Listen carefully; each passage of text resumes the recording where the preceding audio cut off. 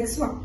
Eu descobri que eu era uma mulher bissexual, eu acredito que em um tempo bem nova. Eu tinha 13 anos de idade. Desde mais nova eu já tinha esse sentimento, mas eu nunca tinha procurado descobrir realmente, até porque eu tinha uma família homofóbica, então era sempre bem reprimido. Só quando eu tinha 13 anos, em determinada situação, eu acabei conhecendo, né, uma menina, e aí eu acabei ficando e acabei vendo que eu realmente era uma menina bissexual.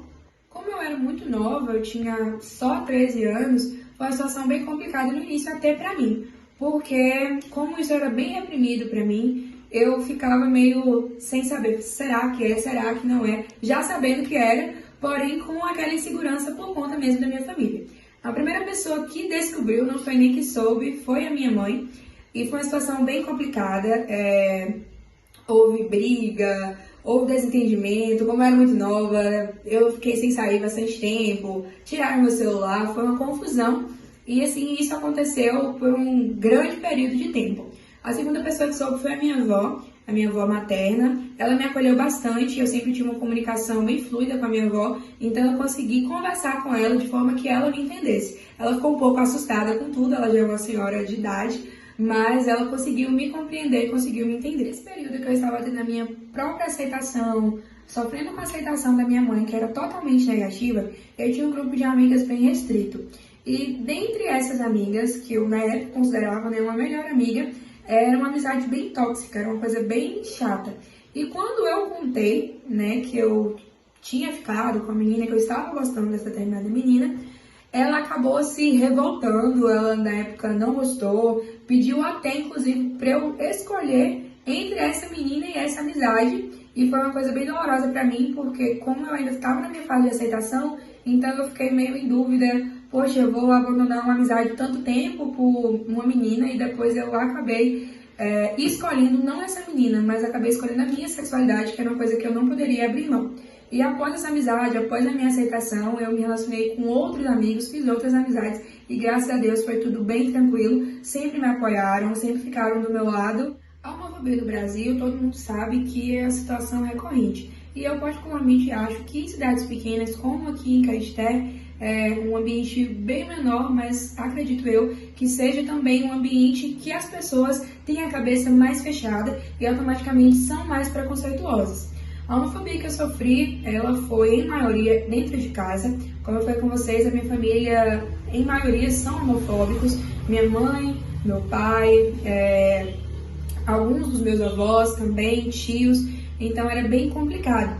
Até porque eu acho que todas as pessoas idealizam um futuro já para quando a criança é pequena, seja ela homem ou mulher, e quando, entre aspas, esses desejos ou esses sonhos criados por terceiros são frustrados, eles acabam repreendendo, e na minha situação foi isso que aconteceu. Era como se eles tivessem um planejamento todo para mim, e quando eles se depararam com uma situação diferente, a forma deles reagirem a isso foram sendo homofóbicos.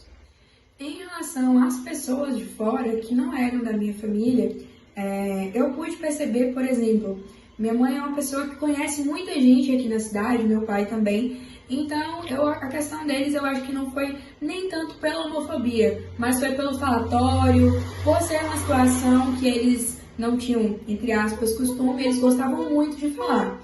Então isso era bem chato, isso me incomodava bastante, porque era uma forma de estar ali sempre aprendendo, mas também de estar atacando.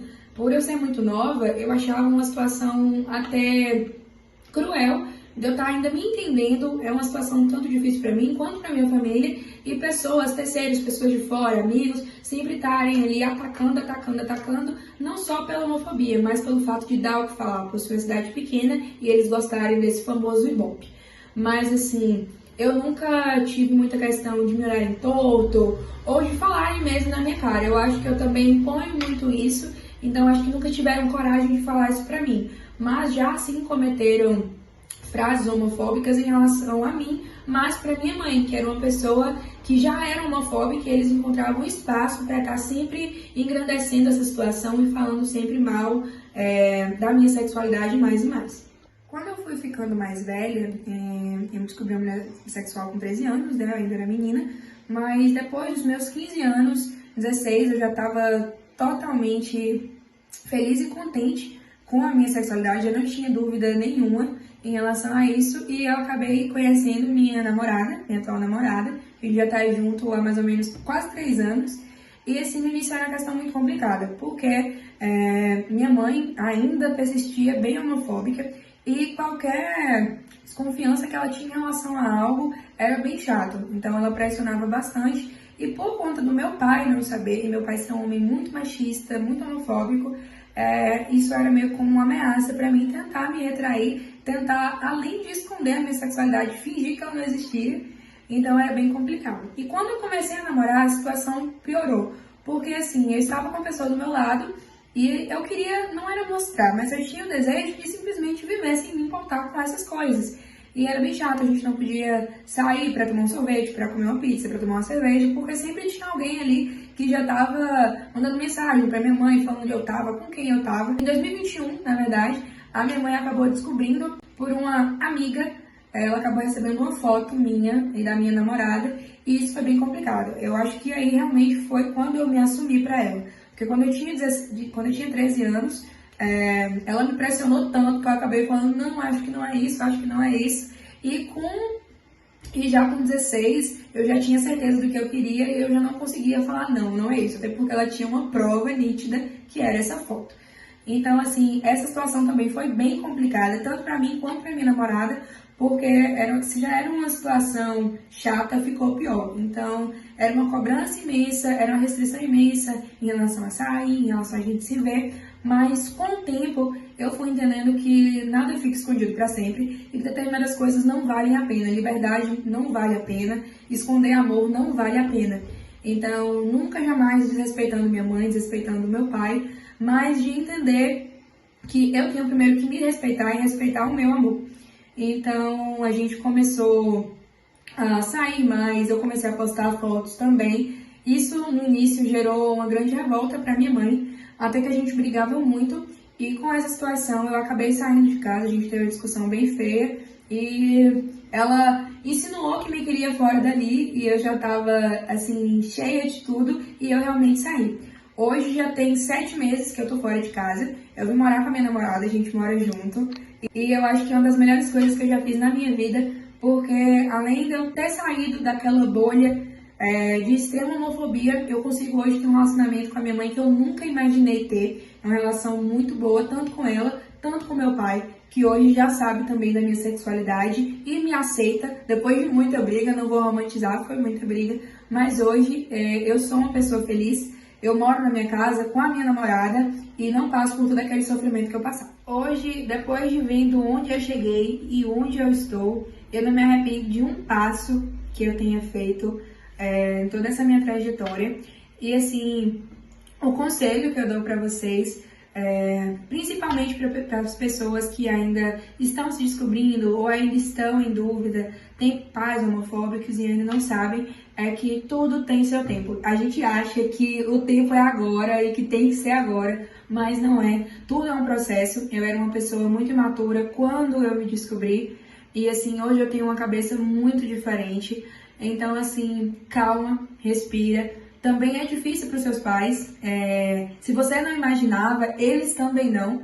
Eles estão acostumados com um universo totalmente diferente, não generalizando, mas a maioria. Então, assim, dê tempo ao tempo, não afronte, vai ser pior. Não dê de cara, vai ser pior. Eles têm controle total sobre vocês. Então, respira, para e pensa. Mas quando vocês verem que não dá mais, e que é hora daquilo ali, de vocês assumirem para todo canto, nos 4 cantos do mundo, faça, porque é libertador.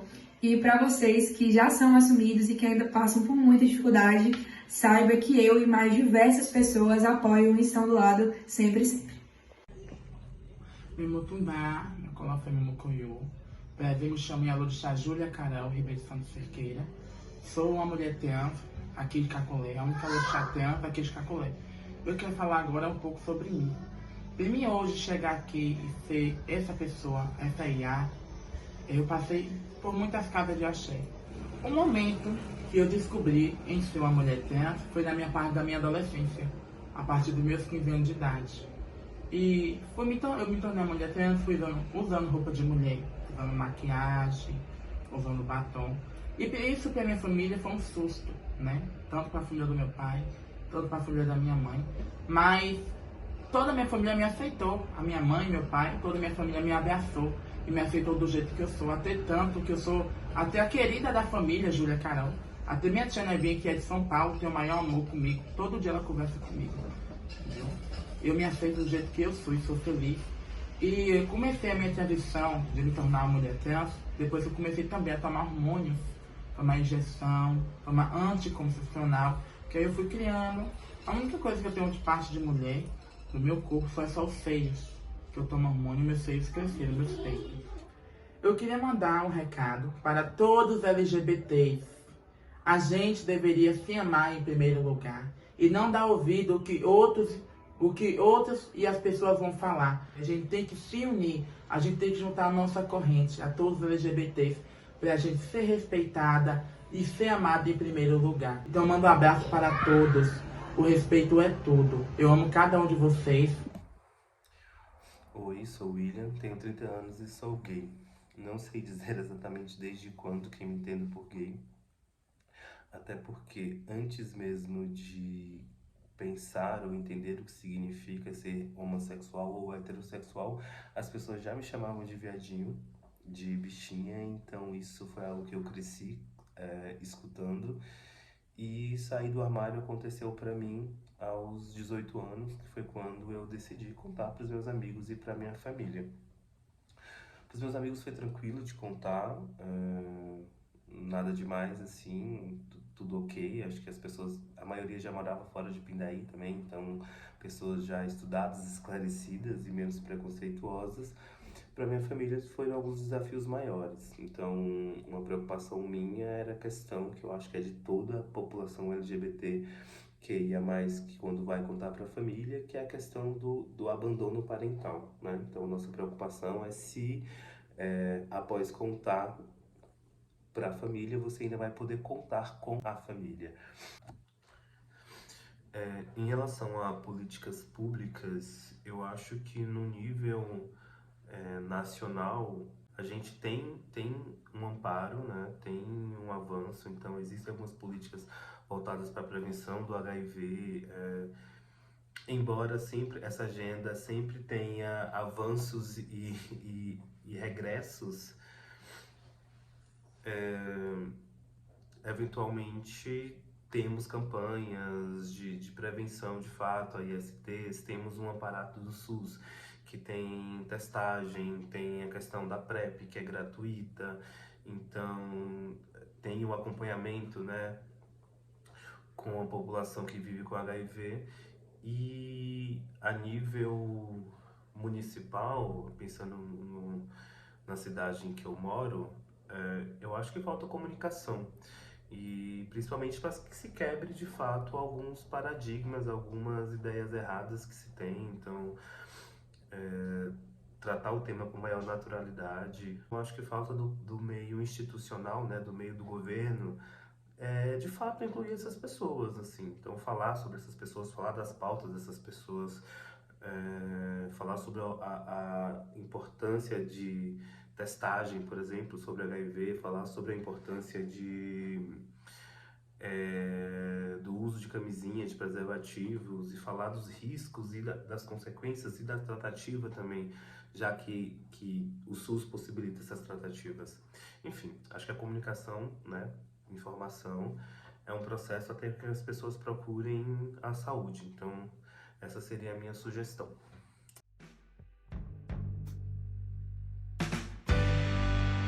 O que vão dizer de nós? Seus pais, Deus e coisas tais. Quando virem rumores do nosso amor, baby, eu já cansei de me esconder entre olhares sussurros.